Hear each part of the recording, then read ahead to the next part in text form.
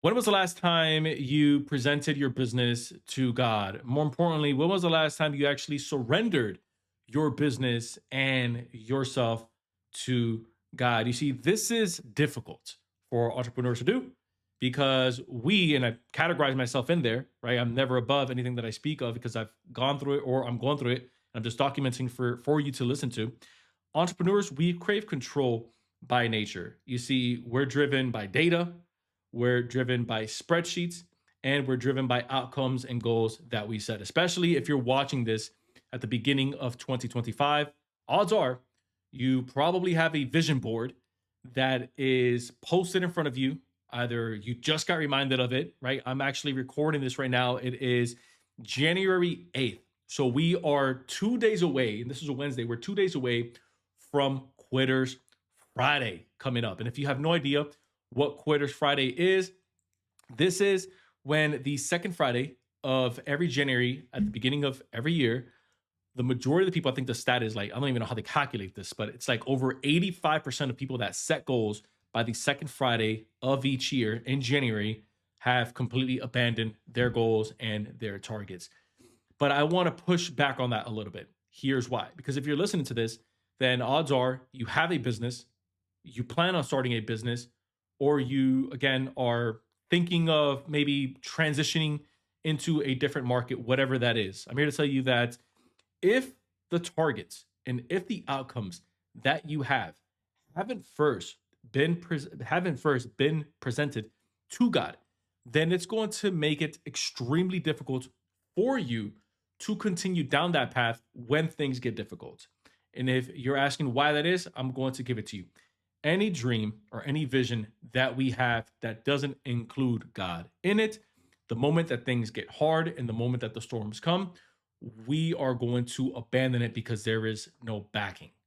But more importantly than that, because I do believe that some people want to muscle everything. It's almost like we're addicted to muscling it, right? We're addicted to muscling every single transition that we have because we think, hey, this is going to make me more money, or hey, this is going to get me more customers, or hey, this is going to better the life that I have right now. We're constantly grinding. It's almost like we get attracted to the grind and it's almost like wearing it as a badge of honor. I'm actually here to tell you wearing grind as a badge of honor is nothing more than a symbol of pride that lets you know God isn't involved in what you're doing. Here's how I know this. It says that anytime God would back a people up, and anytime you see God move in someone's life in the Bible, you'll see that there was moments and periods where growth was exponential, kind of like what happened in the book of Acts, where it says that the church began to multiply, even though they were still being persecuted. And even though the Roman government at that time was still following them to put them in jail, to crucify them, which is the lowest of the lows of what we call of death sentences. Like Roman people weren't even crucified. That's how low this was. Just kind of put this into context. But even with that, and even though they were going through tough times, they were still growing exponentially. Sounds counterintuitive and it sounds counterculture. Now, I am still, me personally, I am still one of those people that's going to tell you, hey, you still want to work toward a goal worth having or work toward an outcome worth having. But the difference is that you want to make sure that you've actually involved God in that decision making process. This is why those who are actually bold enough to make this kind of prayer are going to see God move in their life and in their business like never before. There's actually a verse that I want to share with you, and it comes from Proverbs 16:3, and it says, "Commit to the Lord in whatever you do, and He will establish your plans." But if you notice with this verse, you have to have an element of a foundational element of who God is and what He's called you to do. This means that the more you get to communicate with God, and the more time you spend in prayer, and the more time you spend reading your Bible, you actually end up shedding the old identity of who you think you are, and you end up replacing it of how you've actually been designed by God. And this is like that nice exchange that happens because you're no longer building a business based on what you see on social media, what you think a business owner should sound like, what you think a business owner should look like, how you think a business owner should conduct themselves. and you start to look at, okay, how has God designed me based on his principles, based on his foundations, and based on his never-changing word that's timeless. Here's why. If you build your business and who you are based off of this model, then you're going to have durability and sustainability regardless of market conditions versus you just building it off of what you see online and people posting, hey, this is how I made $1 million last month. You can just copy me, or hey, this is a dummy proof way of making an extra $10,000 a month from your home or from your mom's basement.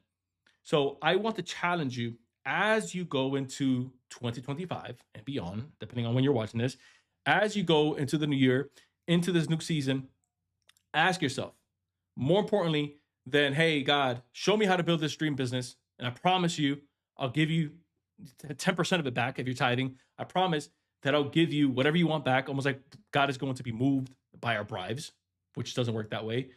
Sit down and make this bold prayer. And I promise you, again, I'm only challenging you based on how I've challenged myself. I'm not above this either. How do you want me to build this business based on the skill sets, based on the original design of how you've built me? And how do you want me to introduce this, or how do you want me to position this in the marketplace that ultimately glorifies you and brings attention back to Jesus? If that prayer scares you, then I probably wouldn't make it. If that's not how you want to build your business, then I wouldn't do it. But if you want to build a successful business that glorifies God, that also, by the way, is profitable, because I personally run a business. I have staff. I have people that work here at our company. And so this isn't just some random guy making videos on YouTube, although I probably am if this is maybe your first time watching me or listening to me on the podcast. But this is something that I have also had to encounter. And by the way, this reoccurs at every level. You have to represent your business to God the same way that you would represent yourself. And you said, hey, if there's anything here that doesn't align with who you are and how you want this to look, shed it. Same thing that happens on the identity side also happens on the business identity side.